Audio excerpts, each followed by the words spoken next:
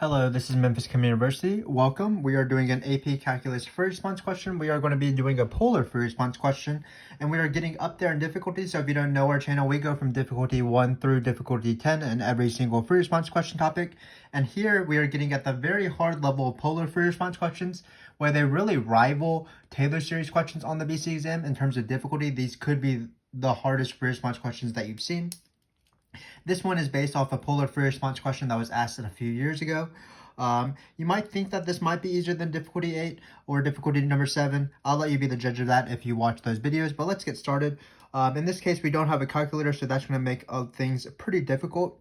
But let's look at our givens here. So again, usually my polar picture is not the best, but remember when there's two graphs like this, so we have a graph of a polar curve and a graph of r is equal to a number. Remember, r is equal to a number is actually a circle of radius 2 around the origin. So in this case, this is the r is equal to 2. And then I'm going to refer to this guy as the not circle throughout this question. That's going to be r is equal to 2 plus cosine theta. So if you're familiar with polar free response questions, or if you've seen some of our videos, you'll know that a lot of questions, the first subpart of the question will be something about area. So in this case, we have R. R is the shaded region. Looks like it's inside the not circle. So notice the boundary of this is part of the not circle. And then outside the circle itself.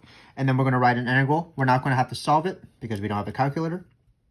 So remember that area is a pretty easy question in terms of how to start. You definitely can always get at least a few points by writing 1/2 the integral of r squared times d theta. So this is the area formula for polar. It comes up on every single free response question, as we mentioned. The hard part, in my opinion, isn't what the r is, because the r is just going to be one of these two functions, probably this function right here. The hardest part, in my opinion, is always determining the angles. And in this case, the angles actually aren't too bad.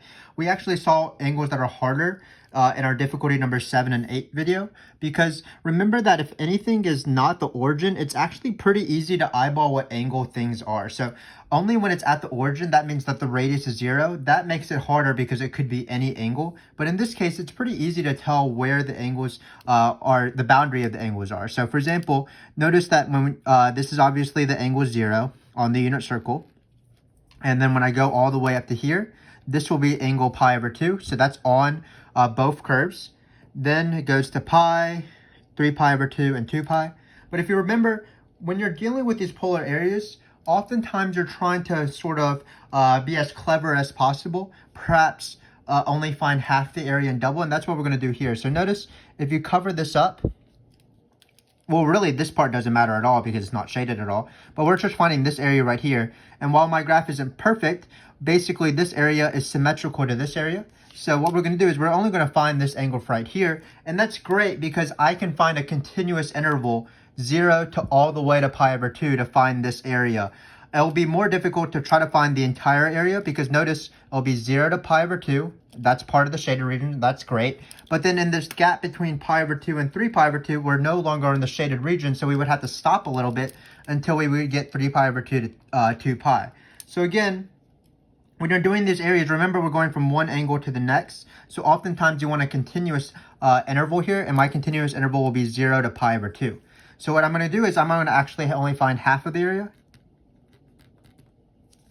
And then I'm going to double it in the end because what number should I put? Well, I'm going to put 0. The angle is 0 to pi over 2. Again, this is the hard part of my integral by setting up these upper limits and lower limits of the integral. So this is going to give me the area of r, where r is going to be this function right here, 2 plus cosine theta.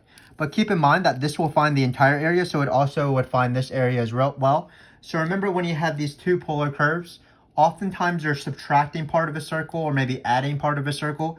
So in this case, it's pretty easy to eyeball because it's only the first quadrant. We're going to be finding this area using the polar formula of the outer boundary right here. So that's going to be all of this. But then we're going to eliminate this quarter circle, and that will be our answer for half of the picture. Then we're going to multiply everything by 2 to find the area of the entire thing. So again, this formula is not too bad, 1/2 r squared, but you just have to keep in mind what you want to put on the integrals. You also need to keep in mind, how do you deal with the circle? Do you want to subtract it? Do you want to add it? And stuff like that. So in this case, I think it's easier to do two clever tricks. Do half of the area, so only this half of the area right here, and also subtract this quarter circle. So that's exactly what we're going to do. So we're going to have minus, what's this quarter circle? It's going to be pi r squared. So it's pi r squared divided by 4. Of course, I mean different r's. For this one, I mean r is equal to 2. That's part of the circle. And this one, r is 2 plus cosine theta. So let's write it real quick before we have any more confusion. So it's going to be, again, we're only doing half the area. And it's going to be 1/2 integral of 0 to pi over 2, because we're only doing the first quadrant. We're being clever, and we're going to double later. This is 2 plus cosine theta. And then we're going to find r. In this case, this r means the circle part, because we're subtracting off this quarter circle. So in this case, it'll be actually a pretty good number, because it's 2 squared. 2 squared, of course, is 4. So we're just going to subtract pi. And then we're going to see what this is. When you set up the integral, obviously, we're actually done because it's not a calculator. So what do we need to do now? We need to double this guy, double this entire thing. Because remember that this area represents only this sort of, if this is a moon, this only represents the top half of the moon, because we're only going from 0 to pi over 2. We did subtract it off this quarter circle. So what we want to do is double. So our answer in the end, so our A, it's going to be this guy right here without this 1/2, because we're multiplying everything by 2. So it'll be integral of 0 pi over 2. That's a 2 if you can't tell. Sorry about my handwriting. Cosine theta, because we shouldn't use r here because there's 2 r's. And then finally, remember that if you're multiplying everything by 2, you would have to distribute the 2. So if this is the half area, you would multiply this by 2 and this by 2. So that's going to be minus 2 pi in the end, where the minus 2 pi is outside the integral. And that's going to be my answer. So again, in these polar questions, especially the polar area, because the polar area questions are so different than, for example, the derivative questions. So for these polar area questions, what you want to be very aware of is first know the formula. The formula is very easy to memorize. Secondly, you want to always be aware of what numbers you should put. In this case, it's actually not too bad, because it's pretty obvious that this region right here is the first quadrant, and we can do the clever trick of doubling. And then also keep in mind how to deal with the quarter circle or the semicircle. Should I add it or subtract? And throughout this video series, if you've been watching our videos, we've had sort of some strategies on both, where sometimes we would subtract, sometimes we would add. But again, this question isn't too bad. This was just a normal area question. So now what we're doing is we are doing a question that I don't even know if it's on the AP exam, but it's a nice one to do. It's writing an expression involving an integral that gives the perimeter of the region R. So this is asking about arc length. So before I talk about the polar arc length, we had a question like this. I believe it was maybe in difficulty 3, if I remember correctly. But arc length is usually asked in regular terms or in parametric. So I want to review those formulas first before we do this question. This question is just for polar, but it's nice to always review the things that are more likely to be on the AP exam. So the first one is arc length. That one, the formula is, for example, if you have a normal function y is equal to f of x, that one is the square root of 1 plus the derivative squared. So not too bad. You see that quite often. What's the formula for parametric? Again, not too bad. That's when you have two functions in terms of t, x of t. I don't know why I wrote y of t first, but it doesn't really matter. And then you would have the derivative squared in this formula. So these two formulas are much more likely to be asked either in an area volume free response question or a parametric free response question. Of course, we have videos difficulty 1 through 10 and both of those topics if you want to see that. Both of these are BC topics only. So now what we're going to do is we are going to be doing the formula for the perimeter. So keep in mind that usually you see arc length formulas in area and volume, where, for example, you'll have like some function here. The arc length formula will give me this line right here, but then they'll say like find the entire perimeter of the region. So you would have to add this y value, and then add this x value, and that's how you would find the arc length. So remember that the arc length only goes for that one side if you're considering this as 4 sides. So same thing here if we're going to be doing a polar question. Well, first off, we're going to do our normal trick. We're going to find the half of the arc length and double, because it's just so much easier to go from 0 to pi over 2 and not break up, because 0 and pi over 2 is all along this region. But then in the second and the third quadrant, the region R is no longer there. So we are going to do that clever trick we did for this one as well. But remember that we're trying to find the arc length. So let's just look at this side right here. We would need to find this side. That's the arc length formula that we're about to use. Then we would have to find this right here because that's part of the side, but that's not too bad. Just like how this area was the quarter of the area, this is just going to be a quarter of the circumference.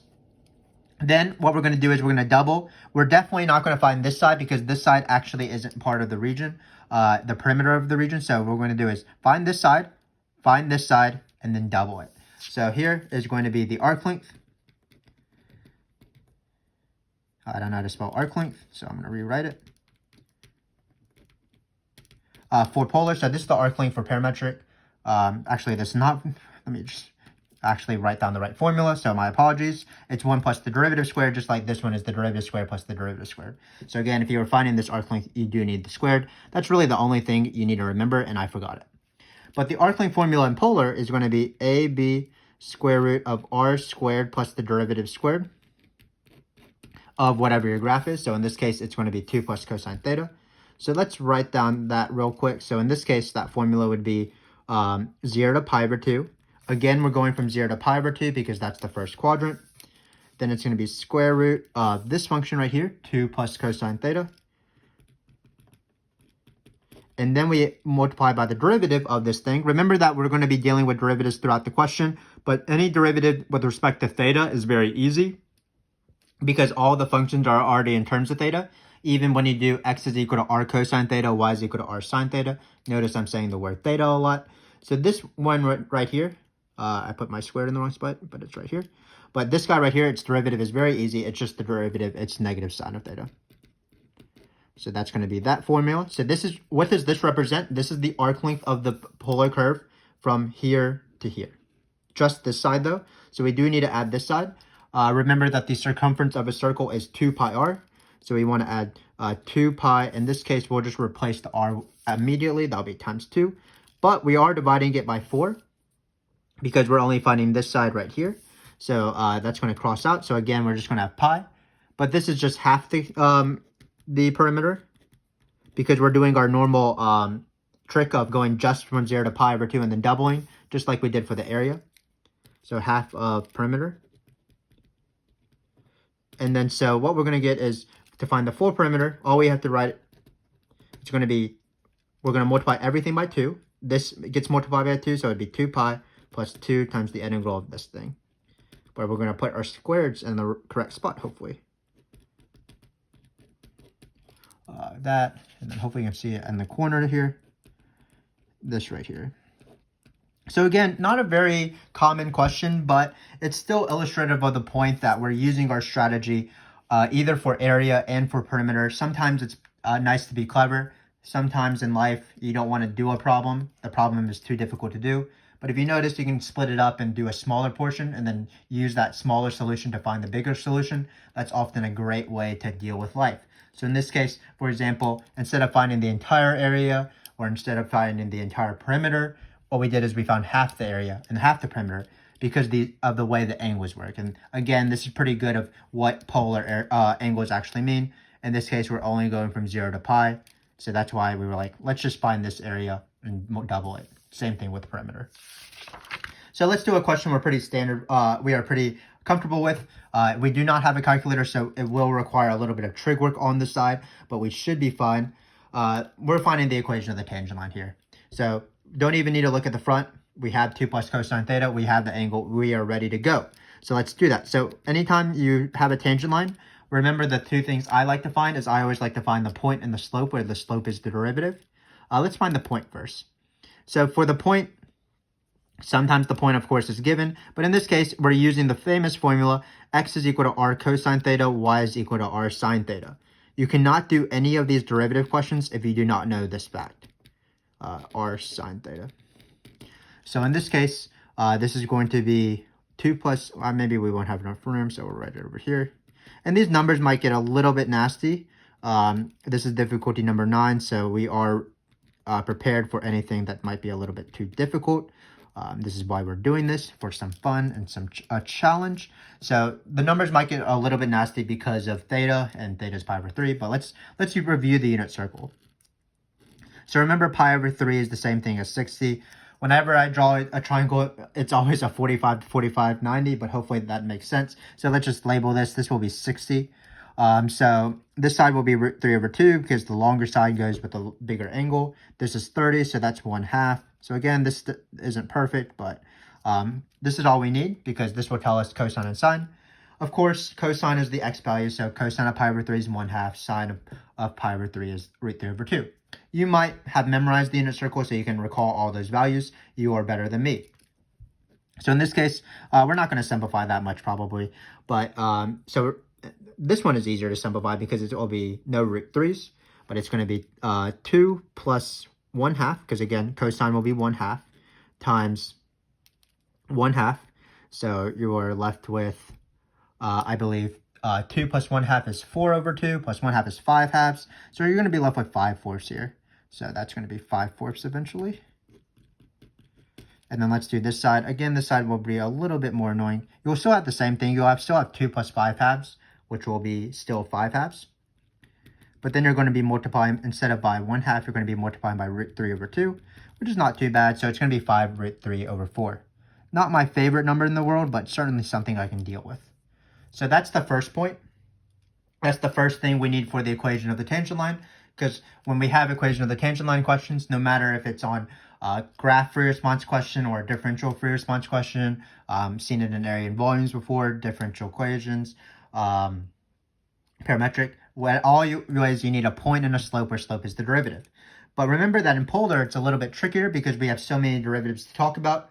We have the derivatives with respect to theta, dx d theta, dy d theta, and dr d theta. We have the derivatives with respect to t, dy dt, dx dt, and dr dt. Those require the chain rule, but we don't want any of those actually in this case. Let me just tell you, if you're watching this video for the first time or watching our channel for the first time, dy dt, for example, is equal to dy d theta times d theta dt, and they'll give you something about d theta dt for those questions. But in this case, again, we don't want any of those derivatives. We want actually dy dx, the slope of the tangent line in the Cartesian plane. That again requires the chain rule. That's going to be one derivative divided by the other derivative. So unfortunately, what we need to do is we need to start taking some derivatives. Perhaps I should get another sheet of paper out because we might not have enough space here. So let me just fold a little sheet of paper. We have high technology in our channel. But let's take first, let's actually take y first because it's dy d theta over dx d theta. So on the sheet of paper, I'm going to start taking derivatives.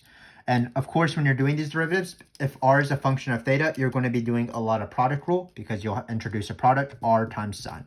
In this case, we don't need the chain rule. So again, let's write this out. R is equal to this, or not r, y is equal to r cosine sine theta. I cannot talk anymore. So dy d theta is equal to, well, it's going to be 2 plus cosine theta times cosine theta, because the derivative of sine is cosine. So we'll double underline this, single underline this. Just doing the product rule. I'm assuming if you're at this level, you're pretty well accustomed to the product rule. The derivative of 2 plus cosine theta is negative sine theta, and then we're going to keep this guy the same. So that will be that. This might actually simplify pretty well.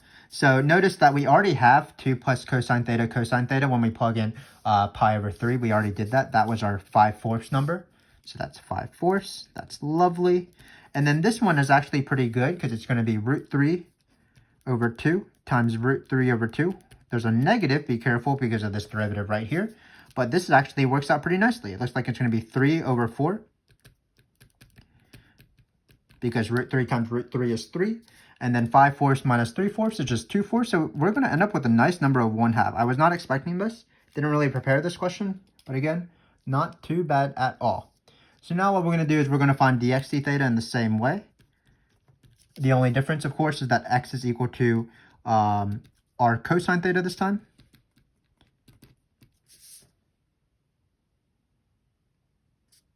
Yeah, sorry, I was just checking if I did that right, but I think I did.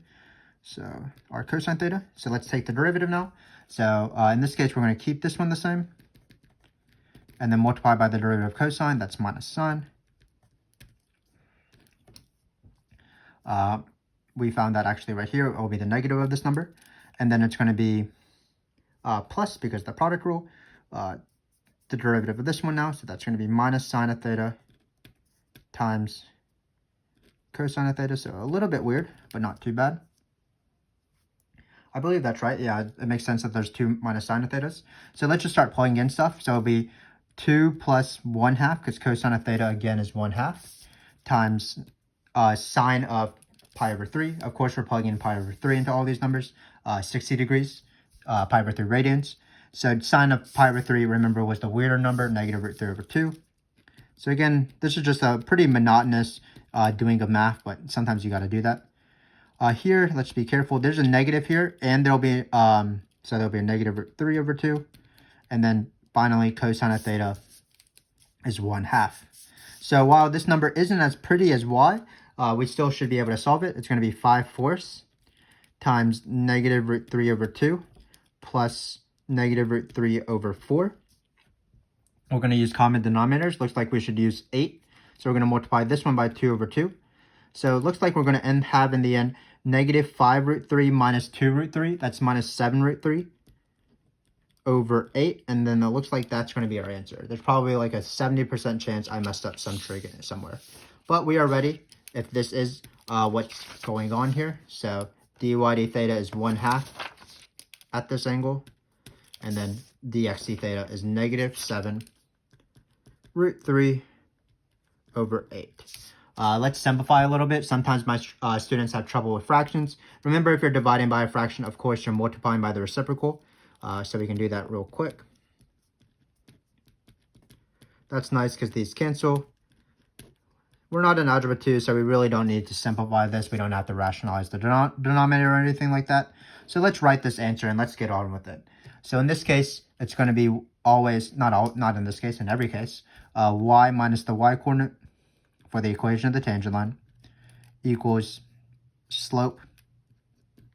We'll put the negative on top. X minus 5/4. And that is our answer.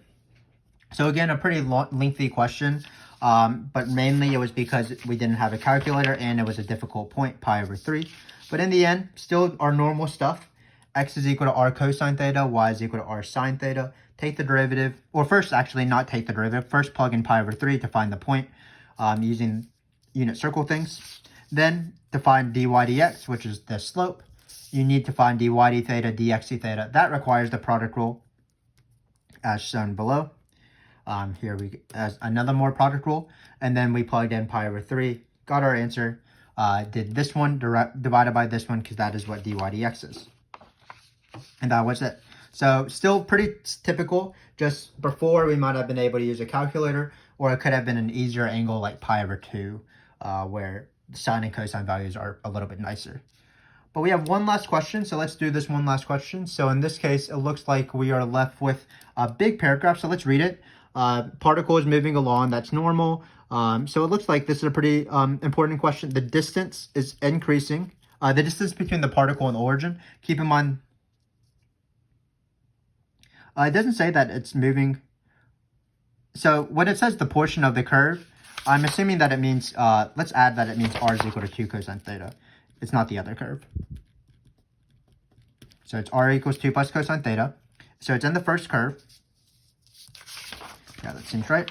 And then, so it's traveling in a way where the distance between the particle and the origin. So if you don't know what the distance between the particle and the origin means, that means just r, because the r is the radius between whatever you are and the origin. And then, so this distance is increasing, so that's going to be r prime. Another thing to say is dr d theta. But no, let's actually be very careful. Let's think about this. So we have some derivatives here, and we need to think about what is each derivative. So in this case, we have distance. So this is going to be r, because again, r is the distance between the origin and the curve. Then we have units per second. So this number 2 is going to be a derivative of r with respect to t. Just keep in mind that it's per second. Then we have that theta is changing at another derivative. Oh, what we want to find is the rate at time, which this is changing at this angle. So basically what we need to do is we need to think about derivatives with respect to t and theta for r. So again, we have this r is equal to 2 plus cosine theta. Again, I'm not explaining this super well, so let me try to start over. So we have r is equal to 2 cosine theta. That happens to be the distance between the particle and the origin. That's how polar is defined. Then we are trying to find we are given a derivative. Keep in mind that this derivative is going to be dr dt because it's r with respect to time per second, not per theta. So we do have dr dt in this case. Remember, the easier angle is dr d theta always, but there's a formula for dr dt. You do have to use the chain rule. It's going to be dr d theta times d theta dt. So what's a little bit weird about this question is this derivative you can always find because it's always the derivative of this guy right here, and you plug in pi over 3. And it's usually this derivative that the assessment makers of whatever test you're doing, they usually give this one because they'll say like d theta dt is equal to 2 or something. So you'll multiply this derivative by 2 and you'll find our answer. But in this case, it's a little bit weird. We're actually trying to find this one right here, which makes this question a little bit interesting in my opinion, because we're finding the rate at which the angle is changing with respect to time. So we're finding d theta dt.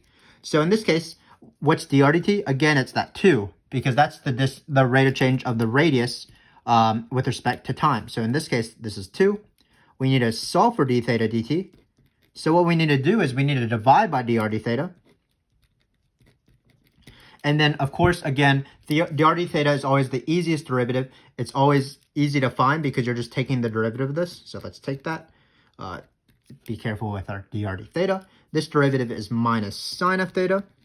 When we plug in theta, which is pi over 3, we get minus sine of pi over 3. Remember that on our unit circle, pi over 3 sine is going to be root 3 over 2. So this is negative root 3 over 2. So in the end, let's write the answer right here.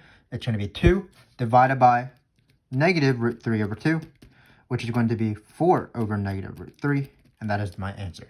So again, this question is pretty weird in the case that usually they give you this one and they want you to find this one. In this case, they actually gave you this one and they want you to find this one.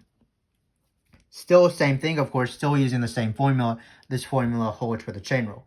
As I alluded to before, for example, this formula would work with y's as well. dy dt equals dy d theta times d theta dt. Usually they would give you that d theta dt. You would find dy d theta by taking the derivative of y is equal to r sine of theta. But you never know, they could give you dy dt instead. So you would find dy dt in a similar, d theta dt in a similar way. You would find dy dt and divide it by dy d theta. But again, a little bit tricky of a question in terms of their givens and wants versus wants and givens. But this is really the free response question. I believe it was a pretty difficult free response question. Once you get to this level of difficulty number 9, we are sort of in the upper leagues. So let's review what we did. We first had a pretty typical area question, but we had to think about being clever, maybe only finding half the area and doubling it, going through great use of the understanding of how angles work in polar. So you're always thinking about what's the best angles to use. In this case, it was 0 to pi over 2. Then we had the little known perimeter question, which is arc length polar. Keep in mind that this formula is usually used. I forgot the square when I first wrote it, but keep in mind it is 1 plus derivative squared. That's for normal functions. But in this case, we did have the polar curve, and we did the same thing where we multiply by 2. And then in both questions, we dealt with part of a circle using the area of the circle or the circumference of the circle, depending on if we were doing area or arc length. Then we had our typical equation of the tangent line, where we used the fact that, of course, that x is equal to r cosine theta, y is equal to r sine theta. We had to use some unit circles, so that's why the work got a little bit nasty. But dy dx, it wasn't too bad, just dy d theta over dx d theta. Finally, we had another question about derivatives, where we used this equation right here. This is the chain rule. dr dt is equal to dr theta times d theta dt. But in this case, keep in mind that they gave us actually dr dt, because the distance between the particle and the origin, that's just the radius. Sometimes there's, for example, there's two polar curves, and sometimes they want the distance and how fast the distance is changing between the two curves. That's one radius minus the other radius. So when you only have one curve, that's just the radius, because that's how polar works, how far you are from the origin along an angle. And so we were given this 2. We plugged in this 2 where it went to find this d theta dt, d theta dt mean this one.